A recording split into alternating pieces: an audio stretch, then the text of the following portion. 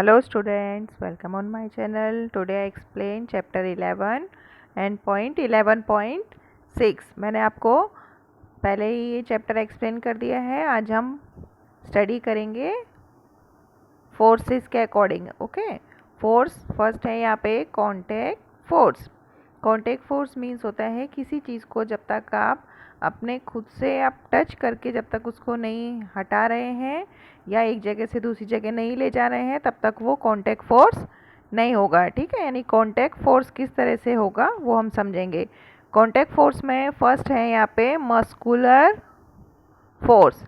अब muscular force क्या होता है? मस्कुलर फोर्स जब आप अपने बॉडी की मसल से आप कोई भी वर्क कर रहे हैं, यानी हाथ से, अपने पैर से, कोई भी आप वर्क कर रहे हैं, दैट इज़ मस्कुलर फोर्स, यानी आपने उसको टच करके वो वर्क किया है. कैन यू पुश और lift a book lying on a table without touching it? क्या आप कोई भी बुक को बिना धक्का दिए और बिना उठाए आप टेबल से उसको टच कर सकते हैं, हटा सकते हैं? Can you lift a bucket of water without holding it? क्या आप पानी से भरी हुई बाल्टी को बिना टच किए उठा सकते हैं? Generally to apply a force on an object, जरूरी है कि इन पे क्या करें, एक ऑब्जेक्ट पे फोर्स अप्लाई हो तो ही वर्क होगा.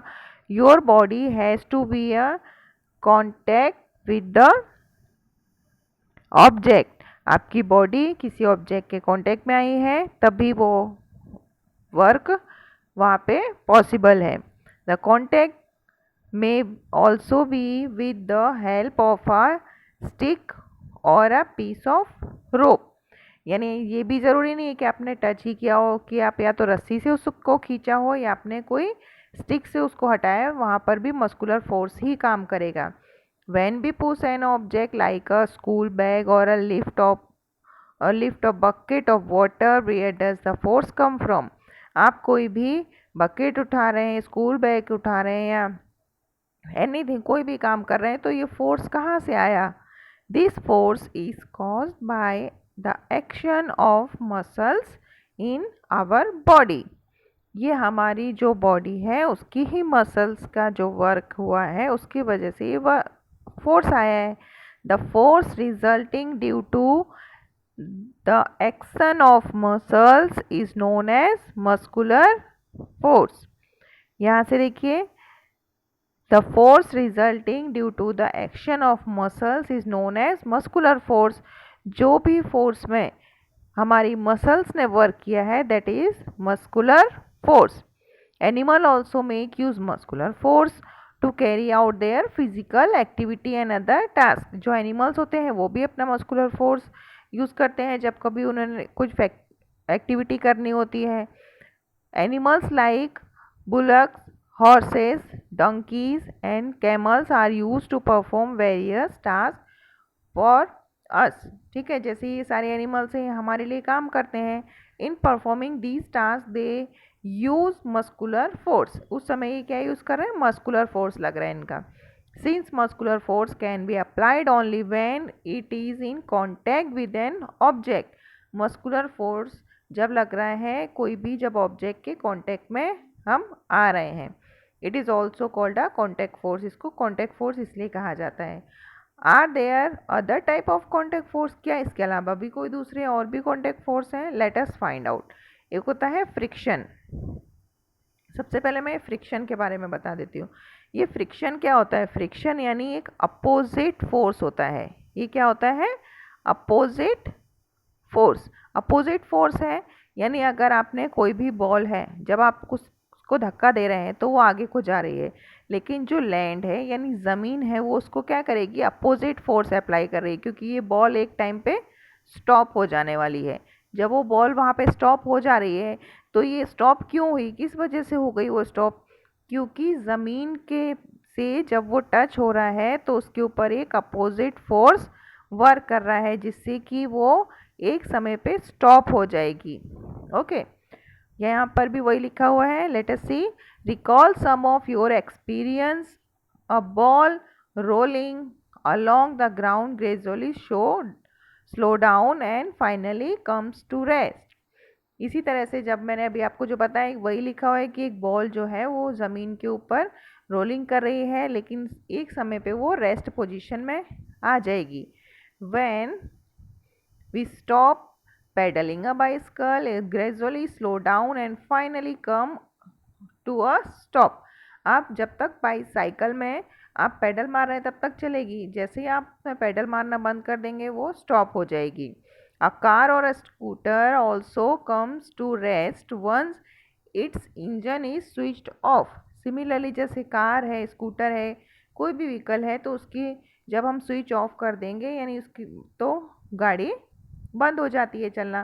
Similarly a boat come to rest if we stop rowing it.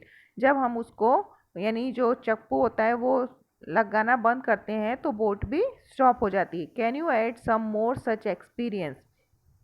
इसी तरह से आपको और भी कुछ एक्सपीरियंस बताने होंगे। In all the situation no force appears to be acting on object. यहाँ पर आपको कोई भी फोर्स अप्लाई दिखाई नहीं दे रहा है, तो भी फोर्स अप्लाई हो रहा है। At their speed gradually decrease and they come to rest after some time.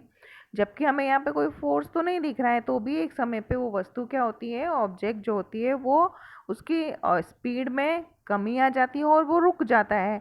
What cause a change in their state of motion? उनके इस मोशन में किस तरह से चेंज हो रहा है? कुड सम फोर्स भी एक्टिंग ऑन देम? क्या इन पे कोई फोर्स अप्लाई हो रहा है? Can you gas the direction in which the force must be acting in each case? आप क्या बता सकते हैं कि इन सभी केस में कोई भी फोर्स है वो किस डायरेक्शन में काम कर रहा है? द फोर्स, ओके, अब यहाँ से देखते हैं। The force responsible for changing the state of motion of object in all these example is the force of friction. ये जितने भी फोर्स हैं, ऊपर जितने भी एग्जाम्पल्स दिए हैं, वो सब ऑब्जेक्ट के ऊपर जो फोर्स लग रहा है वो फोर्स ऑफ फ्रिक्शंस के एग्जाम्पल हैं। It is the force of friction between the surface of the ball and the ground that bring the moving ball to rest. पहला वाला जो एग्जाम्पल है उसमें बॉल और ज़मीन के बीच में एक फोर्स लग रहा है, ओके, जिससे कि वो रेस्ट में आ रही। Similarly friction between water and the boat. इसी तरह से पानी में और बोट के बीच में एक फ्रिक्शन काम कर रहा है, एक force.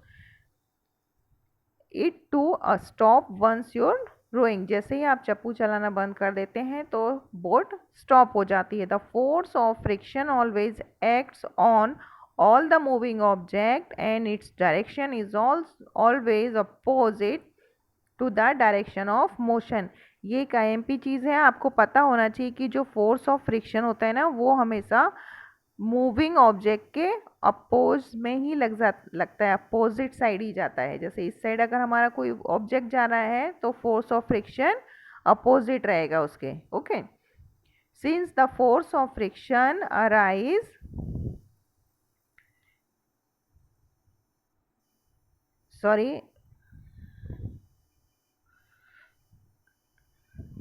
due to the contact between surface, it is also an example of contact force।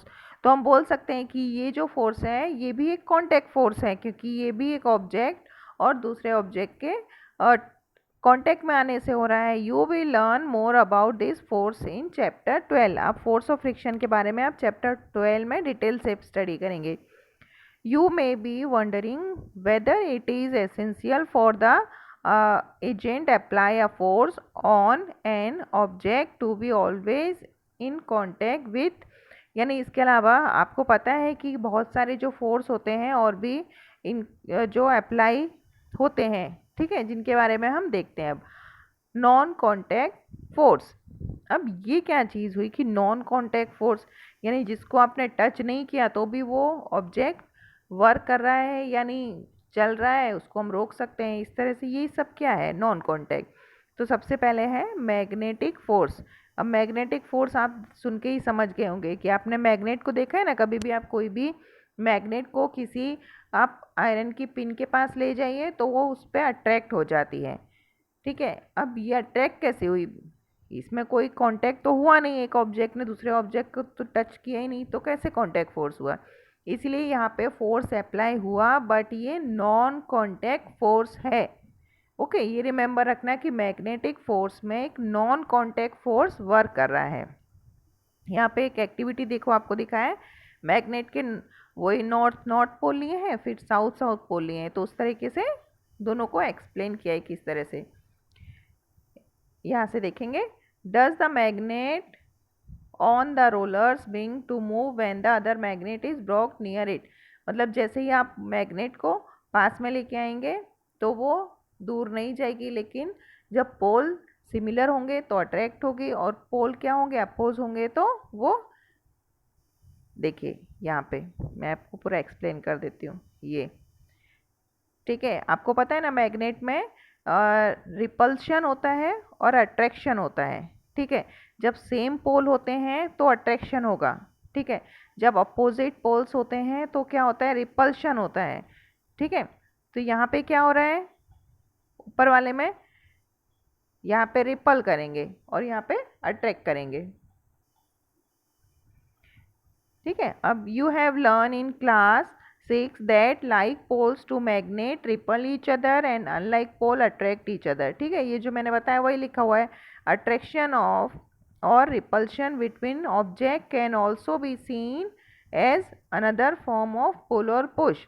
इसी तरह से आपको ये रिपल्शन मीन्स क्या होता है, पुल और पुश ही है फोर्स की। अगर हम डेफिनेशन से देखें तो ये एक तरीके से पुल और पुश कर रहा है वर्क को, इसलिए ये फोर्स है।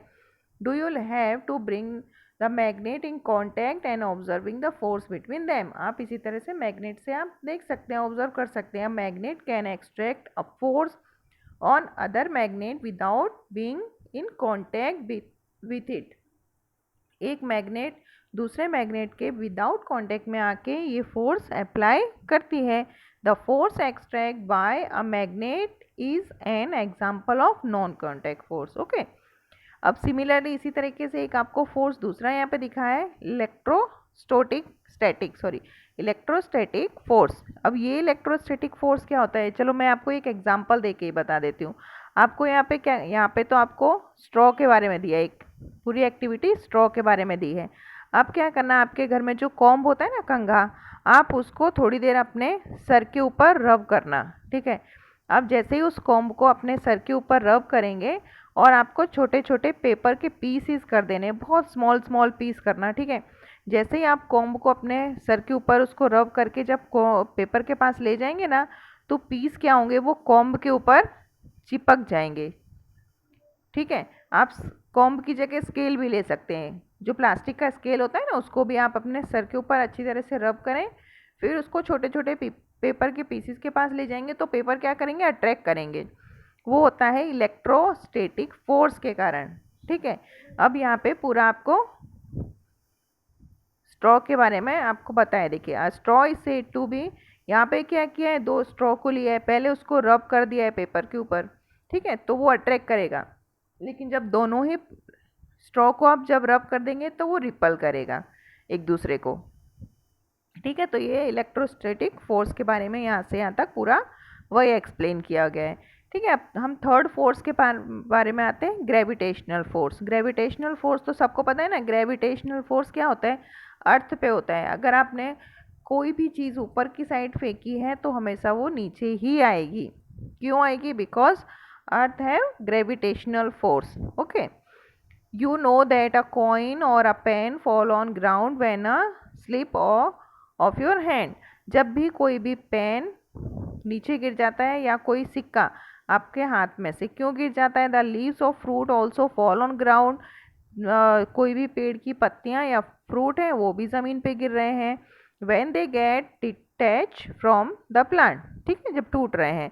Have you ever wondered why it is so, कभी आपने सोचा है कि ऐसा सब क्यों हो रहा है। When the coin is held in your hand it is a rest, जब आपके हाथ में कॉइन है तो वो रेस्ट पोजीशन में। As soon as it is released it bring to move downward, जैसे ही वो आपके हाथ से छूट जाता है तो वो नीचे गिर जाता है। It is clear that the state of motion of coin undergoes a change. अब जैसे ही सिक्का आपके हाथ में से गिरेगा तो ऑब्वियसली उसकी स्पीड में चेंज आया और उसकी स्टेट में चेंज आए। Can this happen without a force acting on it, ये बिना किसी फोर्स के अप्लाई हो सकता है। विच इज दिस फोर्स, ये फोर्स क्या है? ऑब्जेक्ट्स और moving fall towards the earth because it pools them, क्योंकि अर्थ जो है वो अपनी तरफ सब चीज़ों को पुल कर रही है। This force is called force of gravity और जस्ट ग्रेविटी। ठीक है, आप इसको ग्रेविटी भी बोल सकते हैं और फोर्स ऑफ ग्रेविटी भी बोल सकते हैं। ये पूरा वही चीज़ लिखा हुआ है। ठीक है, अब यहाँ पे समझ लेते हैं। Gravity is not a property of the earth alone, ये जो ग्रेविटी है वो सिर्फ अर्थ की ही प्रॉपर्टी नहीं है। In fact every object in the universe whether small और large extract a force on every object, यानी कि जो भी अर्थ पे जितनी भी चीज़ें हैं यूनिवर्स में, वो सब छोटी हो या बड़ी हो, सब किसी न किसी फोर्स के ऊपर ही वर्क कर रही हैं। This force is known as gravitational force, इसको भी हम ग्रेविटेशनल फोर्स कहेंगे। ठीक है, अब हम नए टॉपिक पे आ जाते हैं, प्रेशर। अब ये प्रेशर क्या है, देखो मैं फॉर एग्जांपल आपको बता देती हूँ। यहाँ पे आपके पास एक पिलो है। ठीक है, पिलो के आप जैसे ही अपना हाथ जोर से रखेंगे पिलो के ऊपर, तो पिलो क्या होगा, यहाँ से तो दब जाएगा, लेकिन वो यहाँ से थोड़ा थोड़ा आगे की तरफ थोड़ा सा बढ़ जाएगा। क्यों हो रहा है? क्योंकि जब किसी भी चीज़ पे प्रेशर से आप कोई वर्क करते हैं तो एरिया उसका क्या हो जाता है, लार्ज हो जाता है। ऑब्जेक्ट का एरिया लार्ज हो जाएगा। ठीक है, you learn in class 7 that strong winds during a storm और a cyclone can blow away even the roof top. कभी कभी आप आपने 7 में पढ़ा है कि कभी भी जब बहुत तेज बारिश आती है तो क्या होता है कि सब बहुत तेज हवा चल रही है तो छत भी यानी रूफ होती है ना, वो भी उड़ जाती है। Can you also learn that wind and cyclone are caused by the difference in air pressure. आपने ये भी पढ़ा है कि साइक्लोन क्या करता है, वो जगह जगह पे हवा के अलग अलग प्रेशर की वजह से होता है। In the difference by air pressure, is there any relation between the pressure and force, क्या यहाँ पर कोई प्रेशर और फोर्स में कोई रिलेशन है, यानी कुछ पता चलता है? Let us find out. Try to push a nail into a wooden plank by its head. आप कोई भी खीली जब लकड़े में उसको आप ठोक रहे हैं तो आप क्या करेंगे, उसको उल्टा करके आप ट्राई कीजिए। डिड यू सक्सीड, क्या वो नेल है या खिली है वो अंदर जाएगी वुडन में? Try now to push the nail by the pointed end, अब उसको पॉइंटेड एंड की तरफ से आप उसको लगाना स्टार्ट करें। ठीक है, could you do this time, क्या आप ऐसा आप कर पा रहे हैं? Try to cutting vegetable by with a blunt and a sharp knife. आप कोई भी सब्जी जब काट रहे हैं तो ये एक बिना धार वाले, ब्लंट क्या होता है, बिना धार वाले चाकू से काटो, और एक शार्प नाइफ यानी एक जो धार वाला चाकू उससे काटो। विच इज ईजर, कौन सा जल्दी हो जाएगा? Do you get the feeling that the area over which the force is applied, for example pointed end of the nail, जहाँ पर जितना भी पॉइंटेड एरिया होगा उससे जल्दी काम हो जाएगा। The force acting on a unit area of a surface is called pressure. जितने भी हम देखिए यहाँ पे क्या लिखा है, the force acting on an unit area, कोई भी फोर्स जब उस एरिया पे मतलब जितना काम कर रहे हैं उस एरिया पे जब काम कर रहे हैं, और उसको क्या कहेंगे, प्रेशर। ठीक है, pressure is equals to 4 upon area on which act. Pressure का मतलब क्या होता है, टोटल फोर्स कितना लग रहा है और उसका एरिया कितना है, उसको डिवाइड करेंगे तो प्रेशर आंसर आ जाता है। ठीक है, अब ये पूरा आपको इसी तरह से एक्सप्लेन किया गया है कि क्या है प्रेशर के बारे में। अब ये pressure extract liquid and gas. Pressure liquid, अभी तक तो हमने क्या पढ़ा, सॉलिड के ऊपर। ठीक है, अगर आप कोई भी चीज़ सॉलिड के ऊपर कर रहे हैं तो वहाँ पर तो प्रेशर यूज़ होता है। क्या लिक्विड और गैस में भी प्रेशर होता है, ऐसा यहाँ पे एक क्वेश्चन पूछा है। तो ये पूरी एक्टिविटी आपको एक्सप्लेन की है। ठीक है, एक बार आप रीड करना तो आपको पता चल जाएगा, एकदम ईजी है।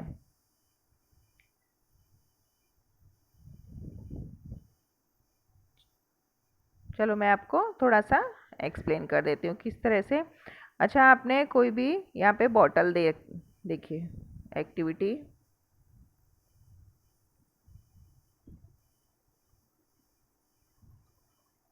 यहाँ पे देखिए, चलिए ये वाली एक्टिविटी मैं एक्सप्लेन कर देती हूँ। इसमें क्या है, आपको 2 पाइप लेने हैं और एक में यहाँ पे बलून लगा देना है। ठीक है, ये पाइप है, इसमें आप पानी भरते रहेंगे। जैसे जैसे आप इसमें पानी भरेंगे ये बलून का साइज बड़ा होता रहेगा। क्यों? ताकि जो इसके अंदर वाटर का क्या हो रहा है अभी, प्रेशर, वाटर के प्रेशर से ये फूलने लगता है। ओके, सेकेंड वाली एक्टिविटी में आपको ऐसे ही प्लास्टिक का एक बॉटल लेना है और उसमें यहाँ पे नीचे की साइड एक पाइप लगा के होल कर देना है। जब पाइप लगा के होल करेंगे तो यहाँ पे क्या होगा, ये धीरे धीरे बलून ये भी फूलने लगेगा।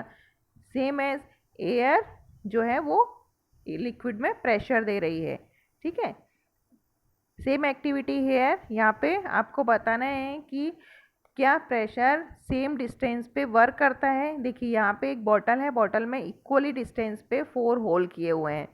ठीक है, अब इसमें जैसे ही पानी भरेंगे तो पानी क्या है, सेम लिक्विड जितना भी है वो सेम डिस्टेंस पे गिर रहा है, एक ही तेजी से गिर रहा है। चाहे वो 4 होल हैं, उन 4 होल्स में सेम स्पीड में और सेम डिस्टेंस पे पानी गिर रहा है। ठीक है, तो यानी कितना भी, देखिए liquid extract equal pressure of the same depth, जो एक जैसी गहराई होगी वहाँ पे प्रेशर एक जैसा ही काम करेगा। ठीक है, अब लास्ट में आपको एटमॉस्फेरिक प्रेशर के बारे में बताएं। एटमॉस्फेरिक प्रेशर क्या होता है, you know that there is its air all around us. हमको पता है कि हवा हमारे चारों तरफ है। This envelope of air is known as atmosphere. इस एनवलप को हम एटमॉस्फेयर कहते हैं। The atmospheric air extend up to many kilometres above the surface of earth. जो हवा है एटमॉस्फेरिक, वो हमारी अर्थ से काफ़ी सारे किलोमीटर बाहर भी है। The pressure extract by this air is known as atmospheric pressure. इस बाहरी हवा का जो दबाव रहता है हम इसको एटमॉस्फेरिक प्रेशर कहते हैं। We know that pressure is force per unit area. हमको पता होना चाहिए कि प्रेशर जो होता है वो पर यूनिट एरिया पर ही अप्लाई होता है। If we imagine a unit area and a very long cylinder standing on it filled with air, then the weight of the air in the cylinder, it is atmospheric pressure। देखिए यहाँ पे अगर कोई भी air है और वो इस तरीके से फील्ड है उसमें, तो हम बताएंगे कि इसमें कितनी एयर है। ठीक है, बट हाउ लार्ज या small it is atmospheric pressure, लेकिन उस पर कितना प्रेशर लग रहा है वो उस पर डिपेंड करता है। ठीक है,